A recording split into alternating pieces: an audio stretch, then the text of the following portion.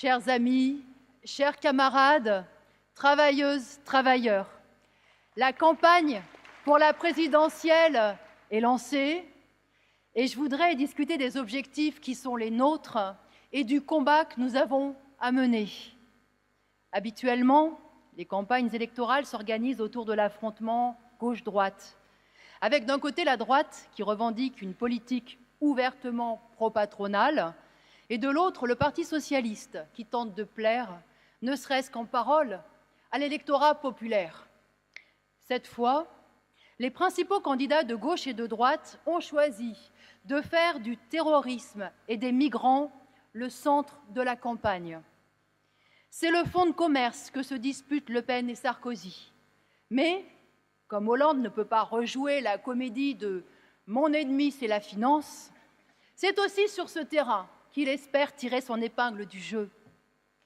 Ce petit jeu à trois donne donc lieu à une campagne sécuritaire, anti-immigrée et xénophobe répugnante. Il contribue à alimenter un climat anxiogène, renforce les pires préjugés et encourage les plus racistes. Il ne faut pas rester à regarder. Contre cette campagne démagogique, il faut que les travailleurs mettent en avant leurs préoccupations et défendent leurs propres intérêts matériels et politiques. Il y a 6 millions de chômeurs. Et s'il y a des salariés qui vont au boulot la peur au ventre, ce n'est pas à cause du danger terroriste, c'est de peur d'être licenciés. C'est parce que les cadences et la charge de travail ne cessent d'augmenter que la pression des cadres et des chefs est de plus en plus insupportable. Des millions de femmes et d'hommes, des centaines de milliers de jeunes vivent dans l'angoisse de ne pas trouver de travail, d'être marginalisés, de tomber dans la misère. Combien n'arrivent pas à avoir un emploi stable, à se loger dignement, à se soigner? Combien n'arrivent pas à joindre les deux bouts? Voilà les problèmes du monde ouvrier. Si nous, travailleurs, nous ne les mettons pas en avant dans cette campagne, personne ne le fera. Affirmer son droit à un emploi, à un salaire, à une retraite digne est une nécessité vitale pour chacun d'entre nous. Des centaines de milliers de salariés du privé et du public l'ont dit pendant les 4 mois de la mobilisation contre la loi El Khomri. Ils se sont battus contre l'augmentation du temps de travail, contre la précarité, contre les mensonges patronaux sur le prétendu dialogue dans l'entreprise. Ils ont revendiqué leurs droits. L'écrasante majorité des travailleurs, sans forcément participer aux grèves et aux manifestations, s'est reconnue dans ce mouvement et en a été solidaire parce que, de fait, cette mobilisation a exprimé le ras-le-bol et les intérêts de l'ensemble de la classe ouvrière. Eh bien, il faut que cette contestation s'exprime aussi dans les élections. Regardez Alstom, 6 milliards de bénéfices en 10 ans, 30 milliards d'euros de contrats aux 4 coins du monde. Et la direction envisage la fermeture de l'usine de Belfort. Regardez SFR, qui appartient au géant Altis. La direction annonce 5000 suppressions d'emplois. Il y a encore Philips, Logo, Latécoère et combien d'autres encore. Cela fait près de 4 décennies que l'économie est en crise. Les fermetures d'usines, les suppressions d'emplois ne se sont pas arrêtées. Avec le krach de 2008, elles se sont accélérées. Rien que depuis 2012, 887 usines auraient fermé. On nous dit souvent que ce n'est pas si grave parce qu'il y a des reclassements et qu'il suffit d'accepter de bouger un peu. Comme si pour les ouvriers de l'usine Alstom de Belfort, être reclassé à Reichshofen, à 200 km de chez eux, n'était qu'un détail. Comment fait-on pour bouger quand on a une maison sur les bras dans une ville sinistrée? Et si on accepte de changer de région? On court le risque de faire perdre son boulot à son conjoint, de se couper de ses amis, de sa famille, alors que le patron ne garantit même pas l'emploi? En réalité, à chaque fois, l'avenir de milliers d'employés, d'ouvriers, de techniciens, d'ingénieurs est remis en cause. Eh bien, dans cette campagne électorale, nous appelons les travailleurs à dénoncer cette politique patronale, à affirmer la nécessité de prendre sur les profits pour garantir les emplois, pour répartir le travail entre tous, de façon à combattre le chômage et bien sûr pour augmenter les salaires. Crise ou pas crise, La classe capitaliste continue d'accumuler les profits, la grande bourgeoisie à s'enrichir avec la collaboration active de tous les gouvernements. Alors nous devons affirmer que les travailleurs ont le droit et le devoir de défendre leur peau. Nous appelons les travailleurs à affirmer que le monde du travail n'a pas à être sacrifié sur l'autel du grand capital.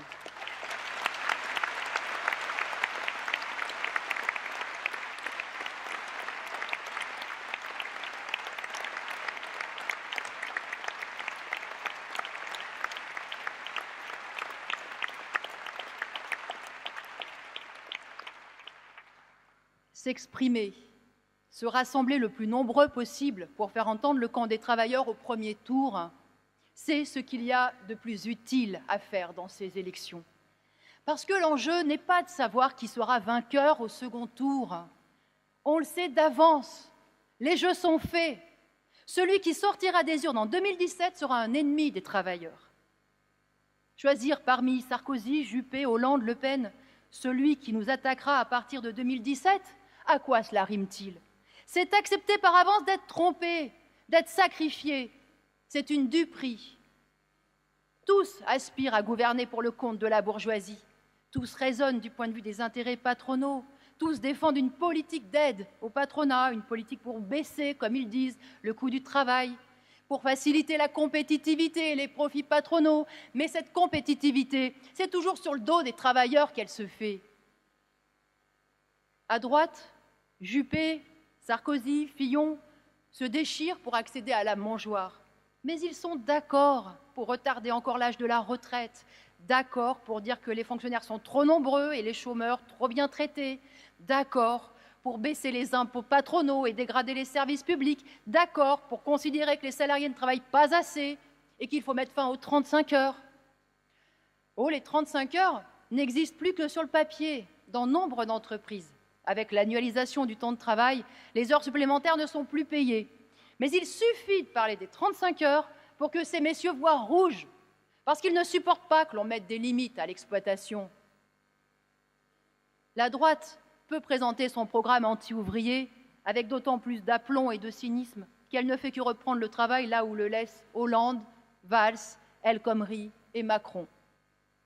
Si la droite peut parler de la retraite à 65 ans, c'est que Hollande a entériné le départ à 62 ans adopté sous Sarkozy et a, en plus, augmenté la durée de cotisation pour toucher une retraite pleine.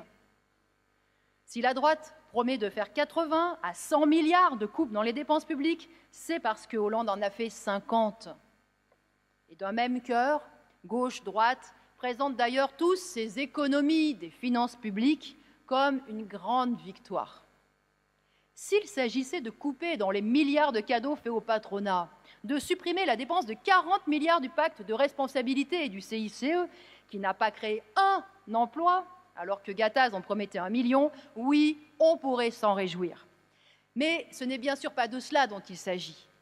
Couper dans la dépense publique signifie toujours dérembourser les soins, mettre les hôpitaux à la diète en les obligeant à devenir rentables, quitte ensuite à fermer des lits, à manquer de médecins, d'anesthésistes, de chirurgiens et d'imposer des listes d'attente toujours plus longues aux malades. Cela signifie rogner sur les allocations familiales, sur les APL, restreindre l'accès aux équipements publics, remplir jusqu'à saturation les classes des écoles et des collèges. Derrière leurs débats abstraits sur la réduction des dépenses publiques, il y a toutes ces mesures insidieuses, vite oubliées par les médias. Mais pour des millions de femmes et d'hommes, elles sont concrètes et elles constituent tous les jours et elles contribuent tous les jours à faire reculer leurs conditions d'existence. La gauche et la droite se succèdent au pouvoir depuis des décennies et elles se passent le relais pour remettre en cause les conditions de vie des plus pauvres. Ces politiciens peuvent compatir au sort des chômeurs et des ouvriers mal payés. Ce sont de bons acteurs et aussi de bons menteurs. Il leur arrive même parfois de dénoncer les abus patronaux, mais ils iront ensuite faire une déclaration d'amour au MEDEF, car ils n'imaginent pas la société autrement qu'avec une classe d'exploités d'un côté et une minorité d'exploiteurs de l'autre. Ils n'imaginent pas d'autre système que cette économie capitaliste, quand bien même elle est complètement irrationnelle et ne fonctionne qu'au prix de crises économiques toujours plus graves. Ils n'imaginent pas une seconde aller à l'encontre des intérêts fondamentaux de la bourgeoisie. Nous en avons fait l'expérience avec la droite, avec la gauche. Cette expérience, nous ne l'avons pas faite avec le Front National. Alors, certains autour de nous se disent, finalement, il n'y a que Le Pen qu'on n'a pas essayé. Mais Le Pen, c'est Hollande et Sarkozy en pire. C'est du faux neuf. Le Front National n'a pas le passif de la gauche et de la droite au gouvernement, mais il a un passé politique. Le Front National, c'est la France de Vichy et de l'Algérie française, avec une grosse couche de maquillage. Le Pen père fut élu député en 1956. À l'époque, il était parachutiste tortionnaire en Algérie. Il est aujourd'hui mis de côté par sa fille, mais il reste au cœur du FN toujours les mêmes idées. L'anticommunisme, l'hostilité aux syndicats, aux grèves, aux travailleurs qui se battent. Pour dénoncer les migrants, les pauvres parmi les pauvres, Marine Le Pen n'a pas de mots assez durs. Mais quand il y a une lutte contre les vrais privilégiés, contre les riches dont elle fait partie, elle est de l'autre côté de la barricade, elle est du côté de l'ordre et du gouvernement. On l'a vu dans les grèves et les manifestations du printemps contre la loi travail. Et souvenez-vous comment Marion Maréchal Le Pen a traité les salariés d'Air France de voyous qu'il fallait mater avec l'armée. Alors, aux copains de boulot, aux voisins, aux parents qui est tenté par le vote Front National, nous pouvons dire, laisse ce vote aux racistes, aux grenouilles de bénitier, aux nostalgiques de la France à papa. Laisse ce vote à tous ceux qui expliquent que les travailleurs ne travaillent pas assez, mais toi, vote pour tes intérêts de classe. Quand on appartient au monde ouvrier, voter pour les Sarkozy, Hollande ou Le Pen, c'est voter contre son camp, c'est voter contre ses intérêts, c'est tendre le bâton pour se faire battre. Dans cette élection, il faut affirmer nos droits de travailleurs, notre conscience d'appartenir à un camp opposé à celui de la bourgeoisie et de tous ses serviteurs politiques.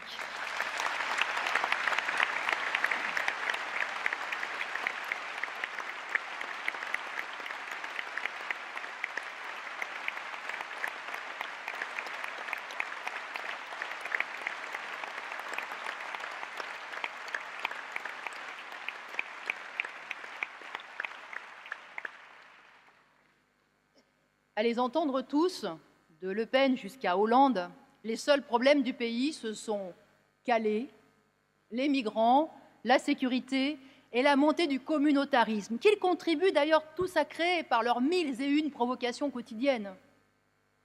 Leur campagne n'a qu'un seul but, celui de faire des voix en s'appuyant sur les peurs et en flattant les préjugés racistes.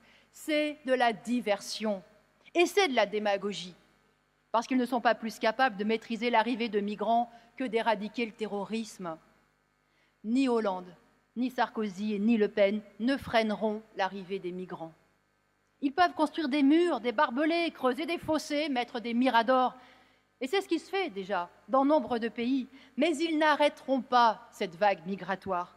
Parce qu'on a tous en tête les images d'Alep et de ces villes bombardées en Syrie, en Irak. On sait que tant que les hommes auront des jambes et de l'énergie pour marcher, eh bien, ils essaieront de sauver leur peau, comme nous tous, dans la même situation.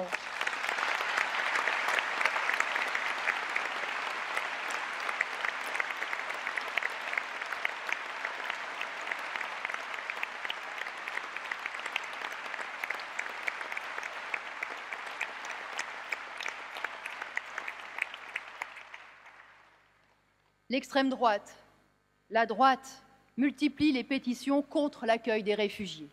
Wauquiez refuse la création de places d'accueil dans sa région sous prétexte que cela créerait autant de petits Calais. Pensez donc, 1800 réfugiés dans la région Auvergne-Rhône-Alpes qui compte 8 millions d'habitants. Cela fait un réfugié pour 4500 habitants. Et il n'a pas honte. Mais regardez aussi comment les socialistes présentent les migrants. Non pas comme des victimes, mais comme des indésirables. Non pas comme des femmes et des hommes qui sont comme nous, mais comme des fardeaux.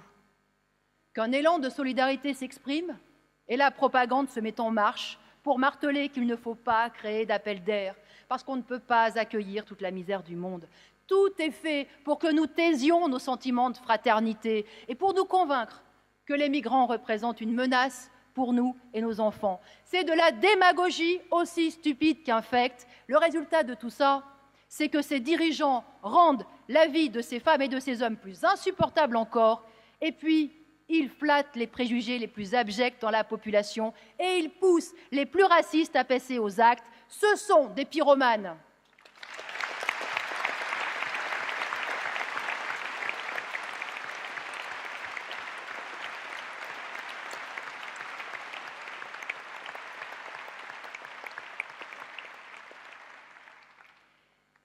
Les victimes de cette démagogie ne seront pas seulement les migrants d'hier ou d'aujourd'hui. Nous en paierons tous les conséquences, car les politiciens qui justifient le rejet des étrangers ne spéculent pas que sur les préjugés et les fantasmes. Ils invoquent aussi le chômage élevé, la pénurie de logements, la saturation de notre système de soins. C'est une façon de matraquer l'idée qu'il n'y a pas assez pour tous. Et cela sert à justifier la politique anti-ouvrière, en nous enfonçant dans le crâne qu'il est vain de revendiquer et qu'il faut se serrer la ceinture. C'est une façon aussi de nous mettre en concurrence, de nous opposer les uns aux autres, ceux qui ont un emploi à ceux qui sont au chômage, en intérim ou en CDD. C'est un instrument de division.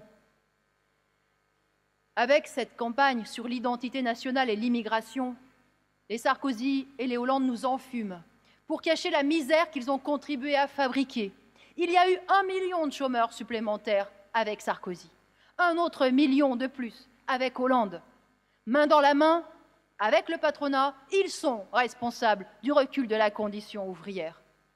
Ils ne cessent de répéter qu'on ne peut pas accueillir toute la misère du monde, mais ce sont eux qui la fabriquent, la misère, en pillant les richesses des pays pauvres partout sur la planète et en s'acoquinant avec les pires dictatures. Ils la fabriquent en Irak, en Syrie, par leurs manœuvres et leurs bombes.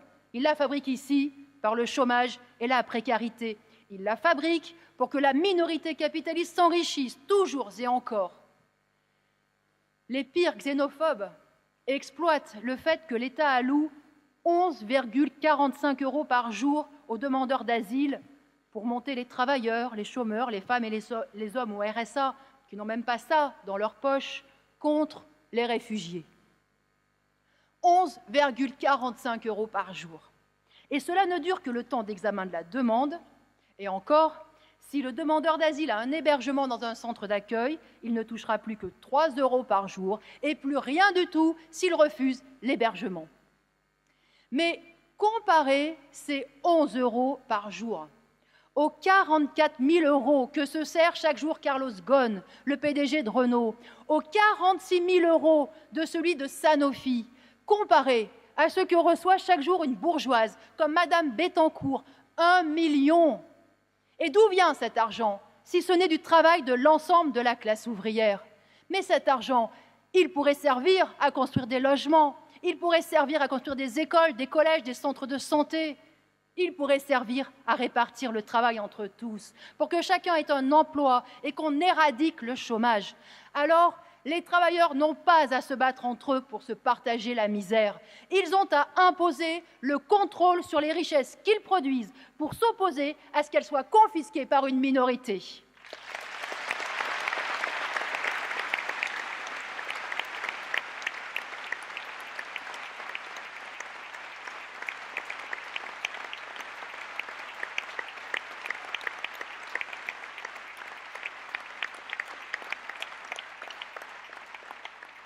Dans cette élection, montrons qu'il y a des travailleurs qui ne se trompent pas d'ennemis. Affirmons qu'il y a bien deux mondes dans la société, celui des riches et des pauvres, celui des exploiteurs d'un côté et de l'autre, le monde des exploités, qui regroupe des femmes et des hommes de toutes origines et de toutes confessions. Tout se tient. Les bombes en Syrie, l'exploitation et le chômage ici, car leur racine est la même, la course au profit et la domination d'une minorité sur toute la société. Et la seule force capable de renverser cette domination est la classe ouvrière, consciente de ses intérêts et organisée à l'échelle internationale. Alors affirmons pour tous les exploités de cette terre la liberté de circulation et d'installation. Accueillons les migrants à bras ouverts. Ils ont leur place dans le combat qui est le nôtre. Changer ce monde de plus en plus inhumain.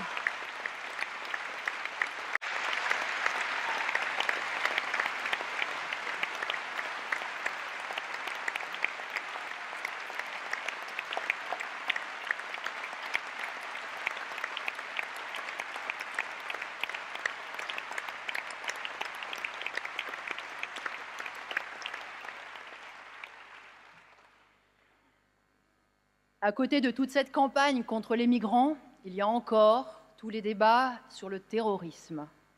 Les débats sans fin sur les fichiers S, sur l'état d'urgence, sur l'organisation de la police et de l'armée, sur la construction de prisons. Les amalgames permanents entre terroristes et musulmans, sous couvert de grandes questions comme la laïcité ou la nature de l'islam. Du Front National jusqu'à Hollande, tous se complaisent dans des postures autoritaires et répressives. Mais ce n'est pas cette course à l'échalote sécuritaire qui empêchera les vocations terroristes de naître. Notre société est malade, elle pourrit de l'intérieur. Que des jeunes de 15, 18, 20 ans rêvent de se faire exploser et de tuer le plus de monde possible pour aller plus vite au paradis est une des expressions les plus abjectes de cette décadence. Il n'y a plus d'idéal, de projet collectif. C'est le culte de la réussite et de l'enrichissement personnel. On est censé s'extasier devant les milliardaires alors que la misère s'étale partout sous nos yeux. La société capitaliste marginalise et exclut. Elle nous met en concurrence permanente. Elle nous force à nous forger une carapace. Elle nous pousse à l'isolement et à la haine de l'autre. C'est cette déshumanisation qui fait le lit de la délinquance et du fanatisme religieux. Alors, il est facile de tenir des discours électoralistes et de promettre toujours plus de répression. Mais changer cette réalité-là, c'est autre chose. Mais tant que nous ne remettons pas en cause cela, la société ne fera que s'enfoncer dans la barbarie. Et je pense en particulier aux jeunes. Nombre d'entre eux ne s'intéressent pas à cette élection présidentielle. Mais il y a ce recul de toute la société. En plus d'avoir à subir le chômage et la précarité, tous ces stages non payés ou sous-payés, où la jeunesse constitue de la chair à patron, on leur dit maintenant qu'ils vont devoir faire avec la menace terroriste, avec le racisme, avec toute cette montée des idées réactionnaires. Eh bien, je ne peux pas croire que la jeunesse se résignera à vivre dans ce monde-là. Les jeunes ont toujours été l'aile marchande des révoltes et des révolutions. Alors, vous, les jeunes, qui êtes là et qui vous intéressez à la politique, vous pouvez être aux avant-postes du combat. Défendez la perspective de renverser l'ordre capitaliste. Rejoignez le camp des travailleurs, qui est la seule force sociale capable de construire une société de justice, de fraternité, enfin débarrassée des classes sociales et de l'exploitation. Rejoignez-nous dans ce combat pour une autre société.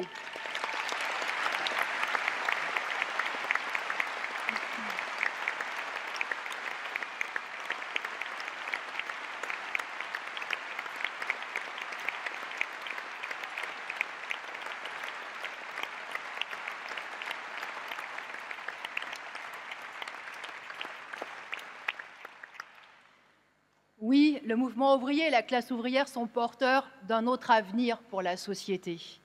La modernité n'est certainement pas le monde en costard-cravate des Macron, où les travailleurs ont la liberté de s'auto-exploiter, même le dimanche. Le mouvement ouvrier a toujours combattu tout ce qui rabaissait l'humanité. Marx, Lénine, Trotsky, qui en furent les plus grands dirigeants, n'étaient pas seulement révoltés par l'exploitation capitaliste. Ils combattaient aussi les rois, l'Église, les conservatismes et les préjugés de toutes sortes. Ils combattaient toutes les autres formes d'oppression, le sexisme, le racisme, le colonialisme. Par vocation, Les partis révolutionnaires ont toujours placé leur confiance dans la capacité de l'humanité à progresser, que ce soit sur le plan scientifique ou pour maîtriser sa vie sociale. Ils ont toujours eu confiance dans l'avenir de l'humanité. Et de fait, à chaque fois que le prolétariat s'est mis en branle, sous la Commune de Paris en 1871, mais aussi lors de la Révolution russe en 1917, il a changé les mentalités et il a ouvert de nouveaux horizons. En Russie, les ouvriers et les paysans ne restèrent que quelques années au pouvoir, puisque la dictature stalinienne s'imposa dès le milieu des années 1920. Mais dans le court laps de temps qu'il leur fut donné, et malgré la guerre que leur menèrent les contre-révolutionnaires et les grandes puissances, ils insufflèrent un souffle progressiste dans toute la Russie. Ils impulsèrent une politique éducative jusqu'aux régions les plus reculées. Ils permirent aux femmes et aux nationalités opprimées de prendre toute leur place dans la construction de la nouvelle société. Ils rompirent avec la diplomatie secrète et s'adressèrent aux exploités des autres pays comme des frères, ouvrant la perspective d'un monde sans domination nationale et sans frontières. C'est en cela que la révolution russe a ébranlé le monde et a éveillé pour longtemps l'espoir des peuples opprimés, de la Chine à l'Amérique en passant par l'Afrique. Ce n'est pas pour rien que 40 ou 50 années plus tard, malgré toutes les déformations engendrées par le stalinisme et les divers courants nationalistes, les idées socialistes et communistes étaient encore synonymes d'émancipation et donnaient envie à de nouvelles générations partout dans le monde de s'engager pour les défendre. Aujourd'hui, nous devons de nouveau implanter cette perspective de changer le monde dans notre classe, parce que, oui, nous en sommes convaincus, les travailleurs pourront à nouveau ébranler le monde.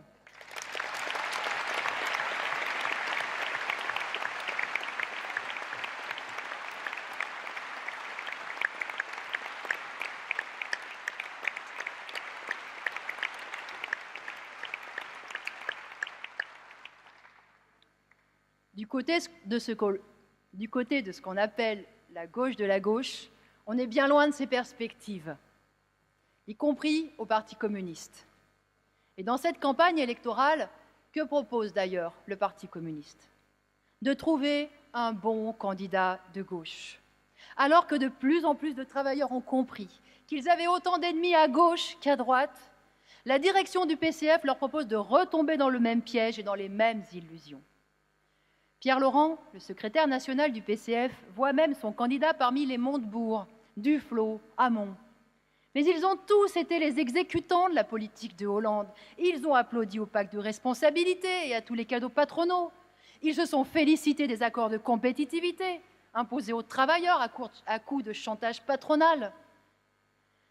Aujourd'hui, Montebourg dénonce le laisser-faire du gouvernement et le rend co-responsable de la fermeture programmée de l'usine Alstom à Belfort.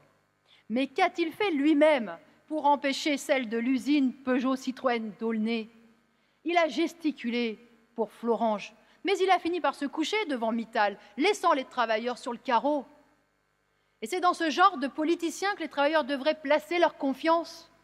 Et les militants du PCF devraient leur servir de masse de manœuvre. Pierre Laurent est prêt à subordonner son parti sans même se donner la peine de fixer les conditions de son soutien. Il est prêt à soutenir un candidat de gauche sans même exiger de lui quoi que ce soit pour les travailleurs, car les perspectives politiques du PCF ne sont pas fondées sur les intérêts et les luttes du monde ouvrier. Elles sont en fonction des alliances électoralistes censées préserver ses élus à l'Assemblée nationale, dans les régions, les départements ou les municipalités. Ce sont des calculs stériles, illusoires et démoralisants pour ses propres militants.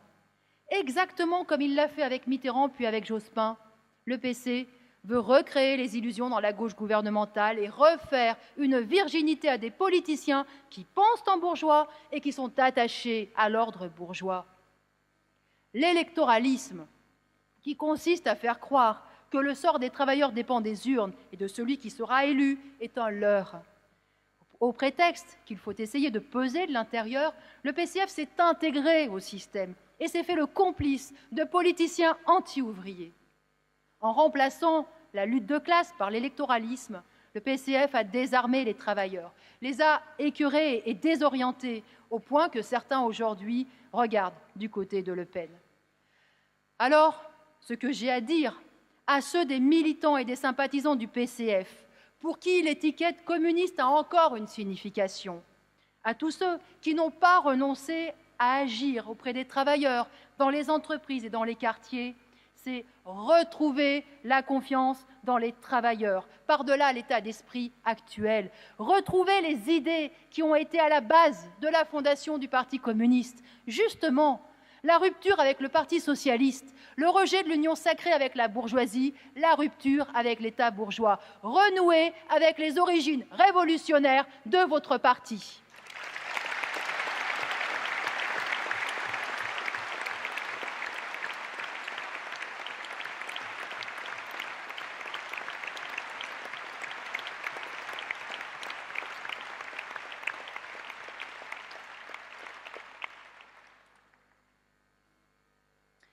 Et ce n'est sûrement pas Jean-Luc Mélenchon qui fera progresser cette conscience de classe qu'il faut retrouver. Mélenchon, que le PCF a soutenu en 2012 et qu'il pourrait soutenir encore cette fois, est comme tous les autres. Il défend une politique pour la France, comme s'il pouvait y avoir une bonne politique à la fois pour le grand patronat et pour les travailleurs, comme si leurs intérêts n'étaient pas contradictoires. Jean-Luc Mélenchon est en guerre contre beaucoup de choses. Contre les traités européens, contre la politique de l'Allemagne et ses retraités, contre les États-Unis, contre la Ve République, contre les médias aussi, souvent, mais pas contre le grand patronat, pas contre son pouvoir sur l'économie, pas contre le système d'exploitation qui est à la base de la condition ouvrière. Avec d'autres, y compris Le Pen ou Dupont-Aignan, Mélenchon se veut le champion du souverainisme et de l'indépendance de la France. En prétendant que l'Union européenne et ses traités sont responsables de tous les maux des travailleurs, il détourne l'attention du monde ouvrier des vrais responsables du chômage et des bas salaires. Les patrons, bien français, n'ont besoin d'aucun diktat de Bruxelles pour démolir les droits des travailleurs ou tirer les salaires vers le bas. La loi travail, les licenciements d'Alstom et les 6 millions de chômeurs, ce n'est pas la faute de Bruxelles, mais des capitalistes et des gouvernements bien de chez nous. Opposer les pays les uns aux autres, c'est opposer les travailleurs entre eux. Et c'est ainsi qu'on en vient à accuser, comme l'a fait Mélenchon, les travailleurs détachés venus de Pologne ou d'ailleurs de voler le pain des Français. Et puis, à côté de ça, Mélenchon nous sert la bonne vieille soupe réformiste. Mais regardez Tsipras en Grèce. Tsipras est un Mélenchon qui a réussi parce qu'il a été élu. Mais que fait-il de son pouvoir? Eh bien, il a fini par s'aplatir face aux diktats de la finance. Et aujourd'hui, il lui sert de courroie de transmission pour imposer plus d'austérité au peuple grec. On ne peut pas amadouer la finance en se targuant du soutien électoral de son peuple. Même pour réduire un peu la part du lion, il faut que la bourgeoisie ait peur de tout perdre. Pour être du côté de la classe ouvrière, il faut être contre le grand capital. Il faut être résolu à s'appuyer sur la combativité des travailleurs pour inverser le rapport de force. Et pour avoir une chance de gagner, il faut être prêt à aller jusqu'au bout du combat, c'est-à-dire jusqu'à exproprier la bourgeoisie. Et Jean-Luc Mélenchon ne fait pas partie de ceux-là.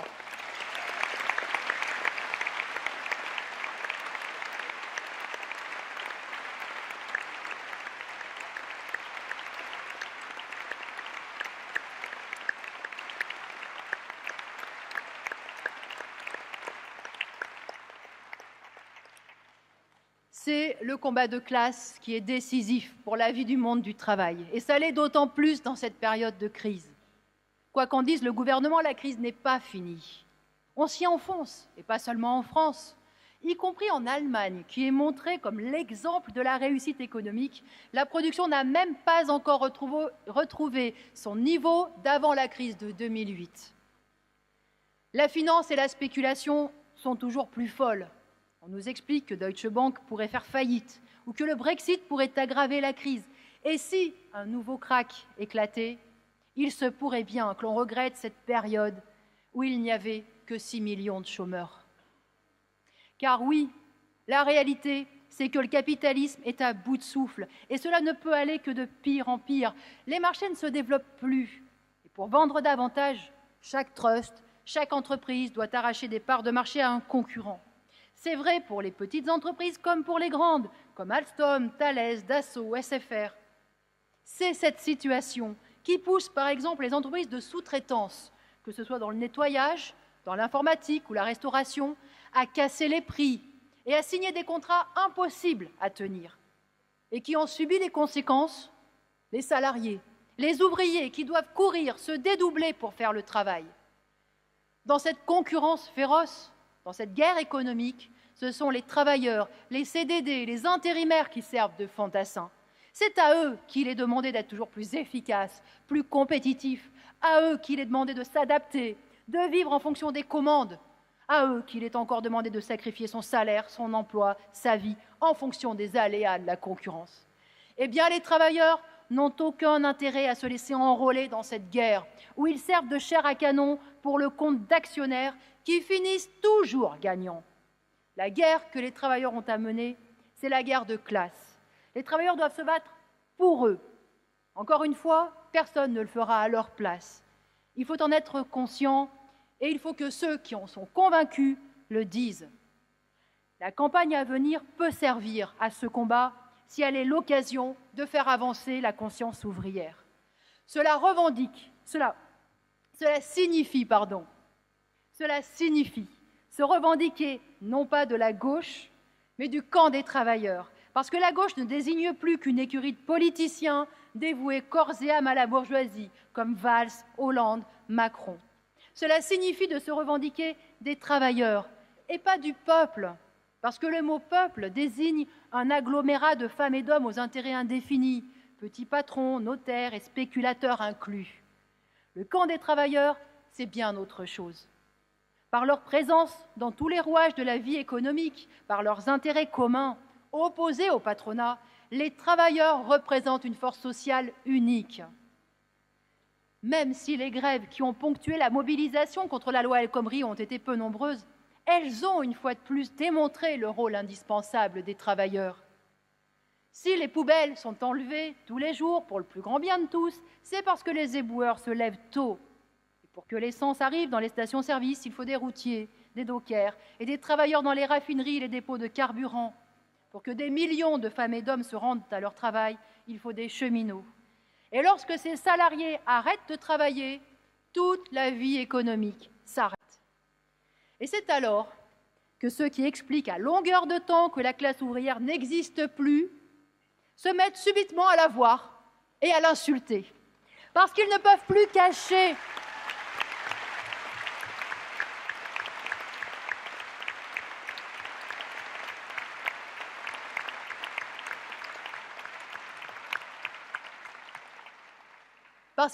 plus cacher qu'ils dépendent d'elle, de ses décisions, de sa bonne volonté. Et c'est alors que les travailleurs peuvent aussi redécouvrir leurs forces et tout ce dont ils sont capables, ensemble, collectivement, tout ce qu'ils peuvent faire sans la bourgeoisie. Alors, non, les travailleurs ne sont pas que des victimes à plaindre. Ils sont voués à se transformer en combattants. L'avidité des riches, le cynisme de leurs serviteurs politiques finiront par provoquer une explosion sociale. Nous en sommes certains parce que c'est la seule voie. Que les exploités croient ou pas aujourd'hui en la possibilité des luttes n'y change rien. Il faudra en passer par là. Il n'y a pas le choix. Et dans cette lutte, on peut en être certain, ils seront les combattants les plus résolus, les plus déterminés, car ils n'ont rien à perdre que leur chaîne. Alors faites confiance à la capacité de lutte des travailleurs. Faites entendre le camp des travailleurs, ses intérêts et la perspective de changer toute la société.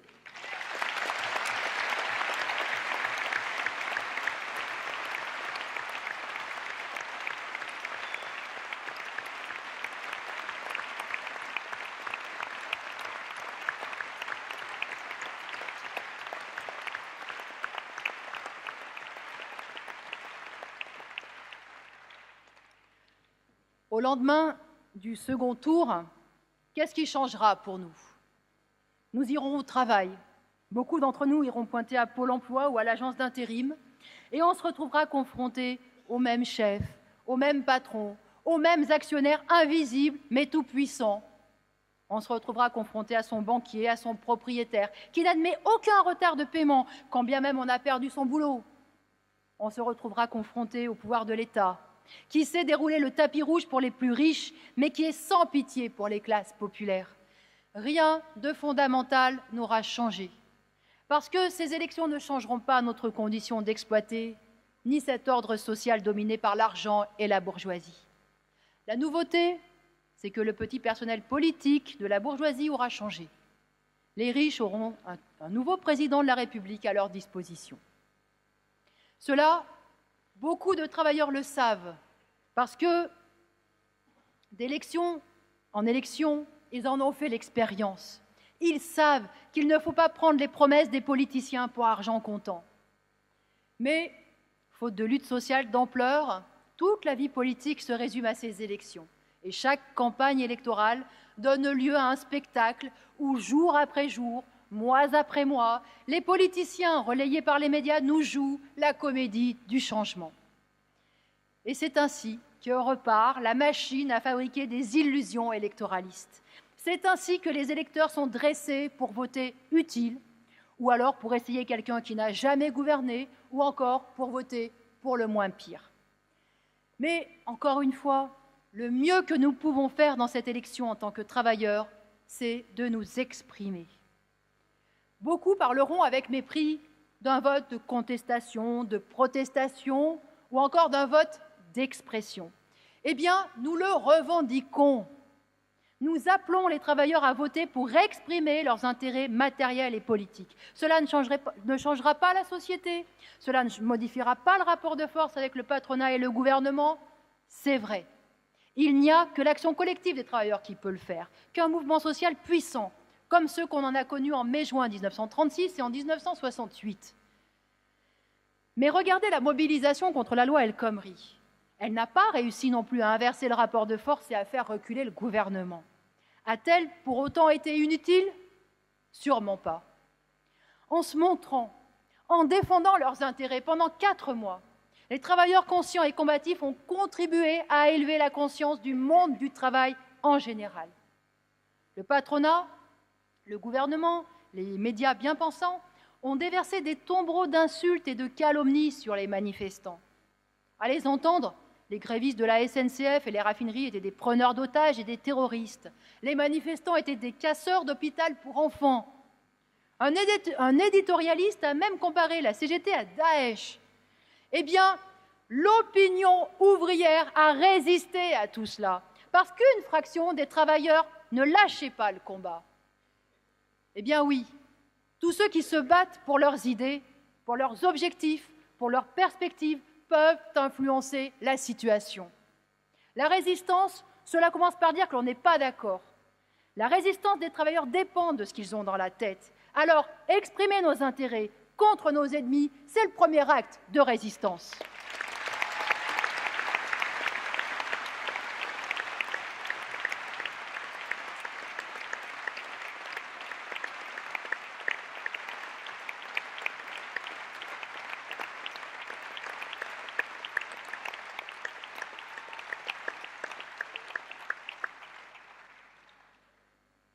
Et ne craignons pas d'être minoritaires.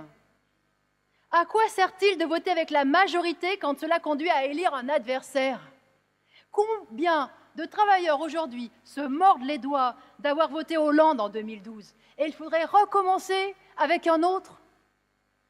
Chercher à voter pour le moins pire est également un piège. La situation ne peut qu'empirer pour le monde du travail s'il ne se bat pas collectivement. Quant à s'abstenir, ce n'est pas une preuve de radicalisme ni de conscience. S'abstenir, c'est se résigner, c'est se taire. Encore une fois, si nous ne défendons pas nos idées, qui le fera? Personne ne mènera le combat à notre place. On peut nous enlever beaucoup de choses, notre boulot, notre salaire, notre logement, mais on ne peut pas nous enlever nos idées, nos convictions, notre dignité. Eh bien, il faut les exprimer. Et il n'y a pas de petits combats, pas de petits gestes. Quand on est minoritaire, la moindre voix compte. et peut porter. Alors, il faut entraîner le maximum de ceux qui nous entourent à joindre leur voix à la nôtre. Nous sommes à contre-courant.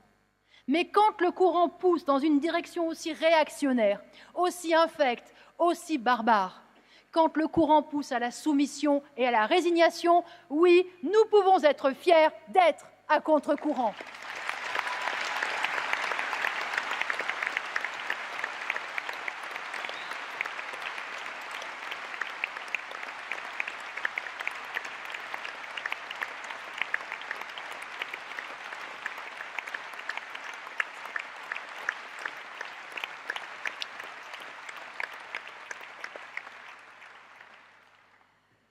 Je suis la candidate de Lutte ouvrière.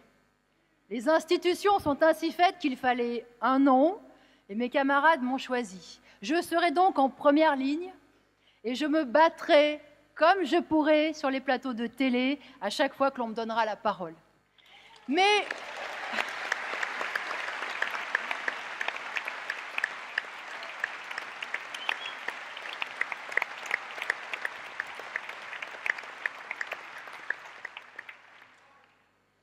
ma campagne sera ignorée par les médias jusqu'aux 15 derniers jours, où ils seront contraints de m'inviter. Alors, il ne faut pas compter sur les médias. Mais ce n'est pas nouveau non plus. Le mouvement ouvrier est né avant la télé et avec la grande presse contre lui. Malgré cela, il s'est développé grâce aux militants qui faisaient circuler l'expérience ouvrière, les idées et les valeurs communistes. Eh bien, il faut faire la même chose aujourd'hui.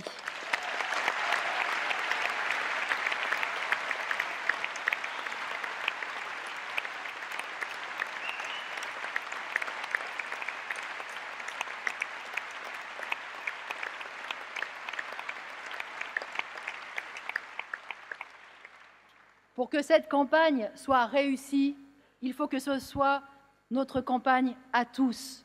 Il faut que ce soit votre campagne. Il faut que ce soit une campagne militante. Il faut que vous multipliez les discussions avec vos camarades de travail, dans votre famille, auprès de vos voisins, dans votre voisinage aussi, de partout.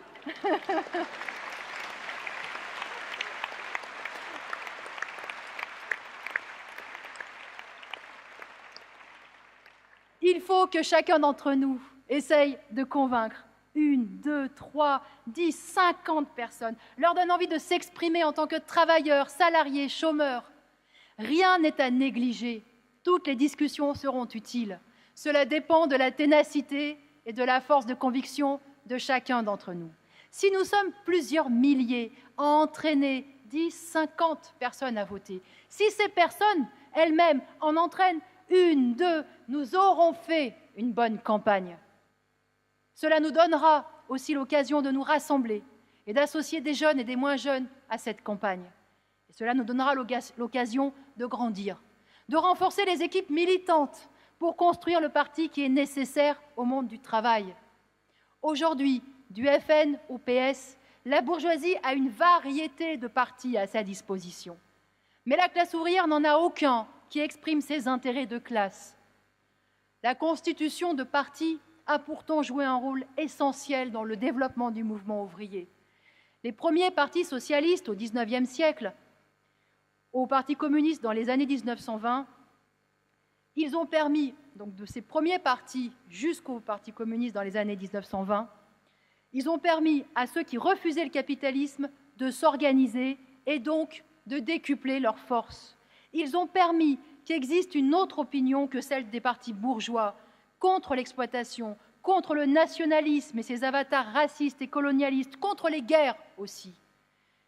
Ils ont permis que les travailleurs existent non seulement dans la défense de leurs intérêts matériels, mais aussi politiquement, en tant que classe sociale postulant à la direction de la société.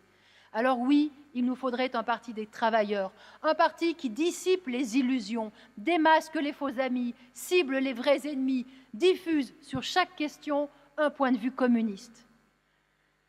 Un tel parti, comme l'ont été par le passé le parti de Karl Liebknecht ou de Rosa Luxembourg en Allemagne, de Lénine et de Trotsky en Russie ne se formera pas en un jour.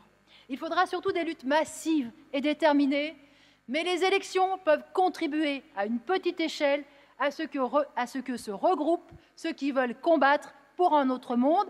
Alors il faut profiter de cette campagne pour avancer sur la voie d'un tel parti.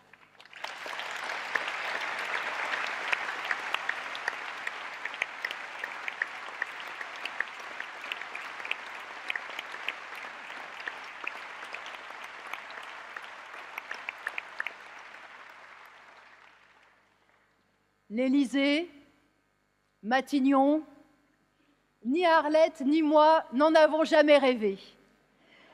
Ni moi, ni aucun des camarades de lutte ouvrière n'aspirons à prendre quelque responsabilité que ce soit dans ce système basé sur l'oppression et sur l'exploitation. Nous voulons le renverser.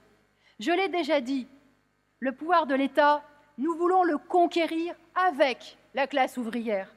Nous sommes communistes révolutionnaires et nous avons la conviction que les travailleurs peuvent établir leur propre pouvoir étatique et s'en servir pour exproprier la bourgeoisie et créer un monde débarrassé de l'exploitation et capable de répondre aux besoins de tous. Ce n'est évidemment pas ce qui est en jeu dans cette élection, mais cela signifie qu'il n'y aura pas de mauvaises surprises. Ceux qui voteront pour ma candidature voteront pour faire entendre leur camp, le camp des travailleurs. Leur vote ne servira pas de tremplin à un arriviste, il ne sera pas déformé, il sera sans ambiguïté. Personne ne pourra se tromper sur le sens de ce vote. Nombre de gens et de catégories sociales sont suffisamment en colère pour chercher à exprimer un mécontentement. Et ils l'exprimeront de bien des façons différentes. Mais le mécontentement qui s'exprimera sur ma candidature aura un caractère ouvrier. Ce sera un vote de rejet de tous ces politiciens prêts à servir la soupe à la bourgeoisie. Ce sera un vote qui affirmera les droits, les intérêts et les perspectives du monde du travail.